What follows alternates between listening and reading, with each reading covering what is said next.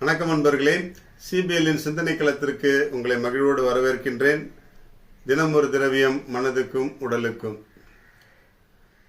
ஒரு நேயர் விருப்பமா இந்த கருத்து ஒரு சகோதரி எனக்கு கேட்டுக்கிட்டாங்க. என்னன்னா, இன்றைக்கு பெண்களுக்கு நிறைய கருப்பை வாய் புற்றுநோய் அதிகமாகிட்டே இருக்கு, மருத்துவமனையில் அதை பார்க்கறதுக்கே ரொம்ப சங்கடமா இருக்கு, அதனால அதுக்கு ஏதாவது டிப்ஸ் கொடுத்தீங்கன்னா நல்லா இருக்கும் அப்படின்னு சொல்லி சொன்னாங்க. அதே ஒரு எபிசோடாகவே சொல்லலாம் அப்படின்னு சொல்லிட்டு கொஞ்சம் அதை பற்றி படித்தேன். இப்போ சமீப காலத்தில் இந்த ஆண்டு சிறப்பாக நம்முடைய தமிழ்நாடு அரசு ஒரு பெரிய செயல் திட்டத்தை செயல்படுத்திக்கிட்டு இருக்கிறாங்க. என்ன அப்படின்னு சொன்னால், இந்த கருப்பை வாய் புற்றுநோயிலிருந்து தடுப்பதற்காக தடுப்பூசி இலவசமாக செலுத்தி கொண்டிருக்கிறார்கள். யாருக்கு செலுத்துறாங்க அப்படின்னு சொன்னால், 14 வயதுக்குட்பட்ட பெண் குழந்தைகள் எல்லோருக்கும் கொடுக்குறாங்க. இந்த 14 வயதுக்கு நிரம்பிய பெண் குழந்தைகளுக்கெல்லாம் கொடுக்கப்படும் பொழுது அவர்களுடைய வளர் மாற்றங்கள் ஏற்படும் பொழுது அந்த பாதுகாப்பு அளிக்கப்படுவதாக அந்த ஆராய்ச்சி சொல்லப்படுகிறது. அதனால அந்த தடுப்பூசி செலுத்தி அந்த பிள்ளைகளுடைய வாழ்க்கையை பாதுகாக்க அரசாங்கம் முயற்சி செய்து கொண்டிருக்கிறது. இது உண்மைதான், அந்த வரவேற்கத்தக்க ஒரு முயற்சி. இந்த முயற்சியை கண்ட மத்திய அரசும் ஒன்றிய அரசும் இதை நாடு முழுக்க இருக்கக்கூடிய இளம்பெண்களுக்கு அந்த தடுப்பூசி செலுத்துவதற்கு முயற்சி செய்து வருகிறது. இந்த முயற்சியை நாம் வரவேற்போம், பாராட்டுவோம். இந்த தடுப்பூசியானது 9 to 14 வயது நிரம்பிய சிறுமிகளுக்கு 10 அல்லது 12 மாத இடைவெளியில் 2 தவணைகளாக செலுத்தப்படுகிறது. 15 to 26 வயது நிரம்பிய பெண்களுக்கு 2 தவணைகளாக ஓரிரு மாத இடைவெளியில் செலுத்தப்படுகிறது. இந்த ஊசி புற்றுநோயை உண்டாக்கும் HPV 16 மற்றும் 18 வகை வைரஸ்களுக்கு எதிராக 98 முதல் 100% வரை பாதுகாப்பு அளிக்கிறது. HPV அப்படின்னு சொன்னா என்ன அர்த்தம்? Human papilloma virus. இந்த கருப்பை வாய் புற்றுநோய் ஏற்படுவதற்கு காரணமே மனித தவறுதான். தன்னை தூய்மையாக வைத்துக் கொள்ளாத, தன்னுடைய இணையோடு தூய்மையாக இருக்காத இந்த செயல்பாடுகளினால்தான் இந்த நோய் வருவதற்கு அடிப்படை காரணம். ஆண்களுக்கும் இந்த தடுப்பூசி பரிந்துரைக்கப்படுகிறது.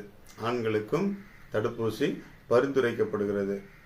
இந்த 30 வயதுக்கு மேற்பட்டவர்கள், 30 வயதுக்கு மேற்பட்ட எல்லா பெண்களுமே இந்த பாப் சிமியர் அந்த டெஸ்ட் பண்ணிக்கிட்டா ரொம்ப நல்லது.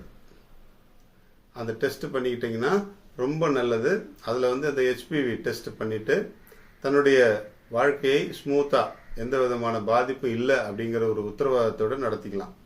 அதனால இந்த நோய்களுக்கு அடிப்படை காரணமாக இருக்கக்கூடிய தூய்மையின்மை, சுத்தமாக பேணாதது, நாப்கின்ஸ் சரியா பயன்படுத்தாதது, இந்த மாதிரியான விஷயங்கள் எல்லாம் நம்முடைய பெண் பிள்ளைகளுக்கு சொல்லி கொடுத்து, அதே போல அதிகமான உதிரப்போக்கு, அதிகமான இடுப்பு வலி, மாதவிடாய் முடிந்தும் மென்சஸ் முடிந்தும் அதிகமாக பிளட் போகிறது, இதெல்லாம் இருந்துச்சுன்னா முன்கூட்டியே போய் எச்சரிக்கை உணர்வோடு இந்த நோய்க்கான தாக்கம் இருக்கிறதா என்பதை இலவசமாகவே நம்முடைய அரசு மருத்துவமனைகளில் செய்கிறாங்க, அல்லது தனியார் மருத்துவமனைகளில் கட்டணத்தோடு செய்கிறாங்க. செய்து பாருங்க, நிம்மதியாக வாழ்றதுக்கு முயற்சி செய்யுங்க. நம்முடைய தமிழ்நாடு அரசு உண்மையிலே பாராட்டணும்.